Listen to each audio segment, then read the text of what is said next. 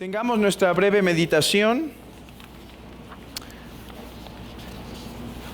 en la cual estamos esforzándonos para traer dos o tres cortos pensamientos en donde este texto nos instruye para alentarnos, hermanos, para seguir creciendo en nuestro entendimiento de la palabra. Y bueno, creo que este pasaje es rico en enseñanza. Hay muchos aspectos que podríamos tocar.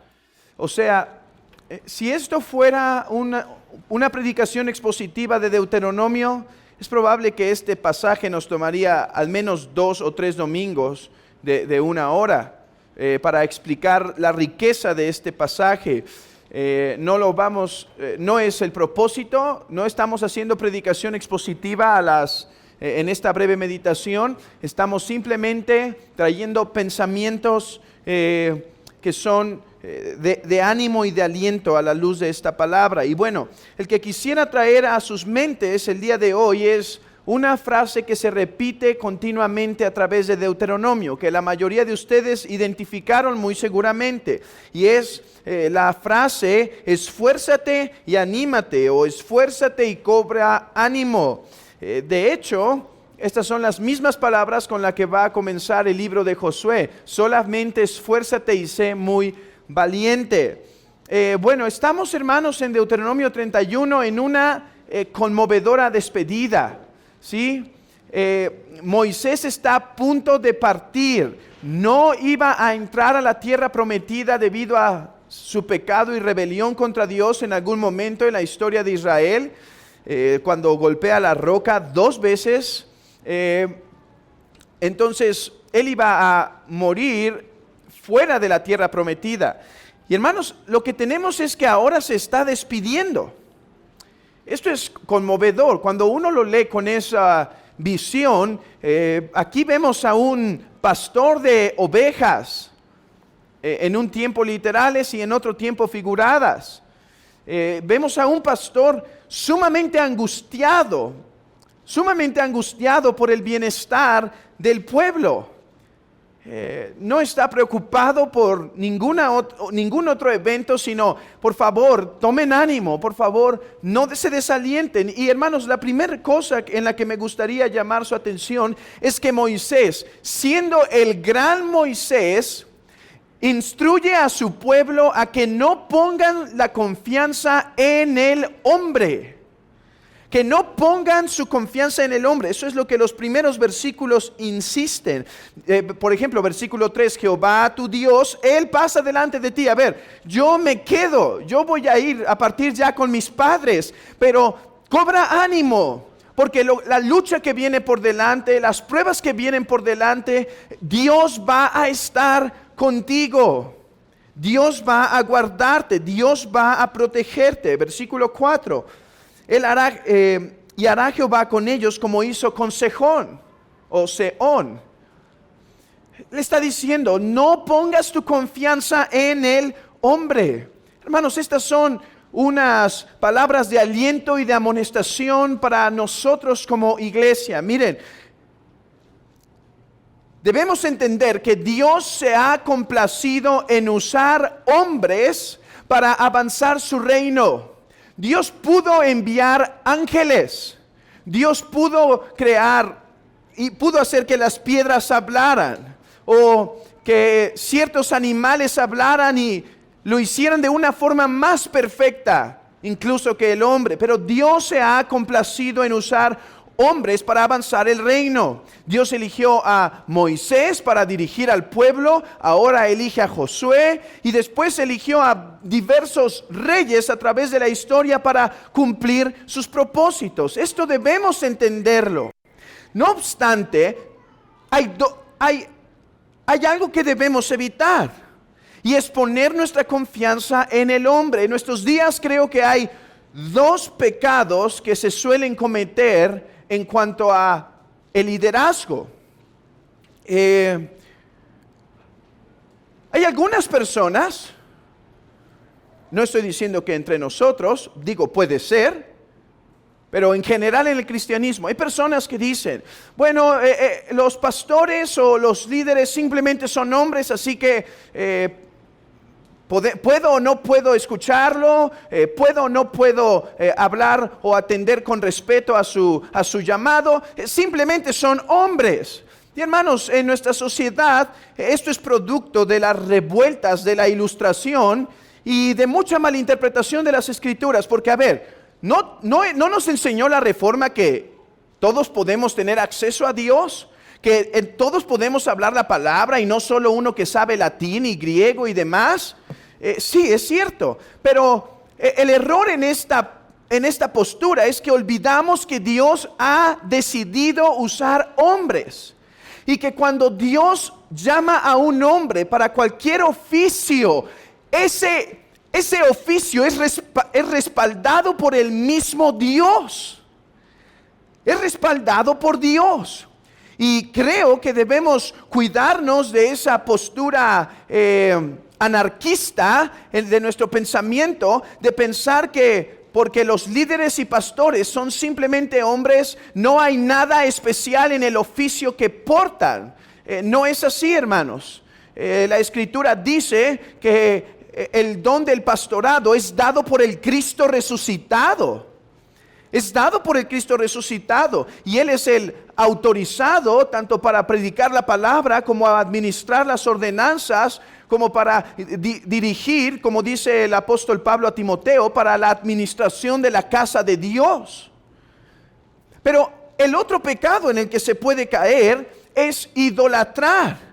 Y en nuestros días, cuando pastores se han convertido celebridades por medio de el YouTube y todas esas instrumentos que son útiles, debemos guardarnos de esto.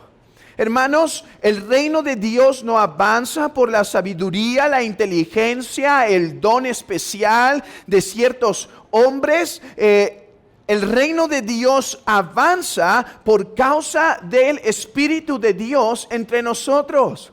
Oh, hermanos, que esta iglesia huya a estos dos errores. Particularmente a la luz de lo que estamos viendo, que esta iglesia huya del error de poner demasiada esperanza en un hombre o en varios hombres de la iglesia. Y entendamos que si esta iglesia está prosperando y creciendo y avanzando, es sola y únicamente por el Espíritu de Dios entre nosotros, de manera, hermanos, que de nada tenemos que jactarnos, porque esta es la obra de Dios. Y es lo que Moisés le intenta transmitir al pueblo. Le intenta transmitir, no te desanimes, yo me voy, pero Jehová se queda contigo. Él es el que te va a introducir, el que te va a dar la victoria. Confía en Él. Hermanos, ¿cuánto estamos dependiendo de Dios para el avance de esta iglesia? ¿Cuánto dependemos realmente de Dios? Hermano, ¿cuánto tiempo en tu vida inviertes a orar por la iglesia para que la iglesia prospere, sabiendo que no depende de uno, de dos o de tres hombres o de un equipo de 10 personas? ¿Cuánto tiempo estamos gastando en orar para que Dios bendiga la iglesia? ¿Qué tan involucrado estás en la reunión de oración de los miércoles? ¿Deseas que prospere la iglesia? ¿Por qué no vienes a clamar junto con nosotros para que su reino se extienda? ¿No que dependemos de Dios? ¿No decimos que Él es nuestra esperanza? Hermanos, que demostremos esto por nuestra oración privada, por nuestra oración pública con la iglesia, los miércoles, los sábados una vez al mes, y los domingos por la mañana. Que dependamos de nuestro Dios, porque hermanos, deseamos ver un despertar y un avivamiento en esta iglesia y en este mundo. Pero eso no depende de algunos, depende de Dios. O que esta iglesia a la luz de esto sea movida como el mismo Israel a poner su confianza solo en Jehová, hermanos. Bueno, Ese es un punto importante. Ahora, déjenme mostrar cómo este texto también nos conduce a contemplar a Jesucristo. ¿Y por qué digo esto? Por la superioridad que se demuestra de Cristo sobre Moisés. A ver, hermanos, es imposible no ver aquí paralelos. Y más cuando acabamos de pasar Juan 14, 15, 16 y 17. Hermanos, Juan 14, 15, 16 y 17 nos persiguen. ¿Ya se dieron cuenta? Pensábamos que ya lo habíamos pasado, pero vuelve otra vez. Y es que aquí tenemos a un líder, Moisés, puesto por Dios, preocupado por su rebaño y diciendo: amados, no teman, Jehová está con ustedes. Hermanos, ¿no hace lo mismo nuestro Señor en Juan 14? No se turbe vuestro corazón ni tengan miedo. Crean en Dios y crean también en mí. Despidiéndose de sus 12, viéndolos afligidos, viéndolos consternados, le dicen: no temas, cree en Dios, sostente en Dios. Pero aquí es donde el texto nos empuja a pensar en Cristo. Porque, hermanos, Moisés dijo: yo voy con mis padres y Jehová se queda con ustedes. Pero vean cómo Cristo es superior a Moisés, como nos enseña Hebreos. Ese es uno de los propósitos de Hebreos, enseñarnos que Cristo es superior a Moisés. Y aquí es un punto. Moisés dice: ustedes se quedan sin mí, Josué me sustituye. Ok, Cristo dice: yo muero, pero resucito y estaré con ustedes hasta el fin del mundo. O que la iglesia pueda ver a este mayor y más grande administrador del pacto. Moisés fue un fiel administrador del pacto, pero al final hombre falible que murió y espera, en su alma espera la resurrección del cuerpo. Pero, hermanos, nuestro capitán, nuestro mejor Moisés, es uno que no solo es verdadero hombre, es justo, contrario a Moisés que pecó. Es santo, pero además es verdadero Dios de verdadero Dios. Y una vez que murió, se levantó de los muertos y ahora dice a la iglesia: no solo cree en Dios, cree en mí, porque yo estaré con vosotros hasta el fin del mundo. Oh, iglesia, entonces cobra ánimo. Porque el trino Dios y nuestro Señor Jesucristo, resucitado y exaltado por el Espíritu Santo, promete estar con su pueblo, con su iglesia, para ayudarle y prosperarle en el llamado que Dios le ha dado. Iglesia, hay un llamado que tenemos, iglesia. Hay un llamado. Y el llamado es predicar el evangelio. No es hacer revueltas, son marchas, no es ser los mayores promotores de homeschool, no es nuestro llamado. ¿Cuál es nuestro llamado como iglesia? Nuestro llamado es proclamar el evangelio hasta los confines de la tierra. Oh, pero cuánta necesidad tenemos de ser capacitados para esto, hermanos. Muchas veces tenemos la necesidad incluso de desear avanzar el reino. Bueno, Cristo promete estar con nosotros para volvernos a encender la llama cuando la hemos apagado. A veces necesitamos salir de aletargamiento, nos estamos durmiendo en la vida cristiana. Y necesitamos que Cristo con su Espíritu traiga su palabra para despertarnos, para amonestarnos.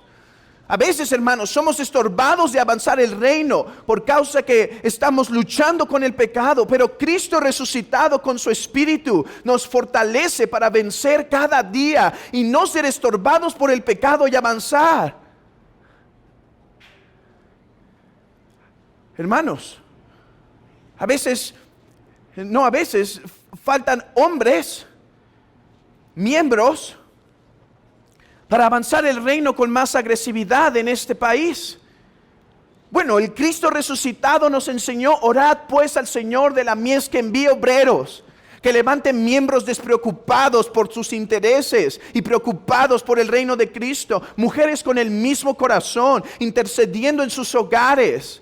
Hermanos, necesitamos de este Cristo resucitado para que con su Espíritu seamos movidos e infundidos a avanzar el santo reino.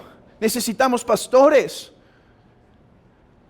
que puedan trabajar y solidificar las iglesias en las que estamos trabajando, para que éstas maduren y den otros pastores y poder enviar, hermanos, y poder tapizar nuestro país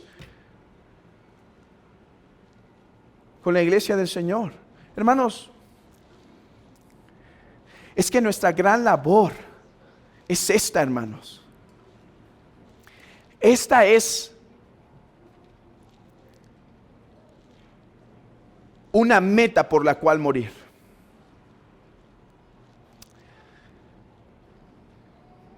Esta es una meta por la cual dar la vida. Pero hermanos, necesitamos el Espíritu de Cristo. Bueno, adoremos hoy al Trino Dios y entendamos, hermanos, que Él está con nosotros. Adorémosle porque Él está con su iglesia, porque Él promete estar con nosotros hasta el fin. Adorémosle por eso. Pero, hermanos, tomémonos de esta gracia que se nos ofrece. Tomémonos de esta gracia para avanzar el reino de Cristo. Hermano, ¿qué te está estorbando para avanzar el reino de Cristo? ¿Tienes demasiada mundanalidad y tus ojos no se pueden levantar al reino de Cristo porque estás atrapado con las cosas del mundo? ¿Es pecado que te ha atado como el elefante que se ata y no lo deja mover? ¿Es desánimo? ¿Es apatía para la vida cristiana? ¿Cuál es tu necesidad? ¿No está el Cristo resucitado con nosotros para ayudarnos, fortalecernos y limpiarnos de todas nuestras faltas? Oh, hermanos, a la luz de esto, hoy pidamos: Padre, por medio de tu Hijo Cristo, quien está con nosotros, hoy despierta a tu iglesia por medio de la palabra. Hoy aviva tu iglesia. Hoy infunde santo temor. Hoy trae consolación. Hermanos, esta es nuestra esperanza esta mañana. Que no soy yo simplemente hablando a unos hombres, que es Cristo resucitado, que promete estar con nosotros, instruyendo a su iglesia, a su amada. Porque Moisés se tuvo que despedir, pero Cristo, hasta el día de hoy, de su iglesia no se aparta. Que el Señor nos anime con estas palabras.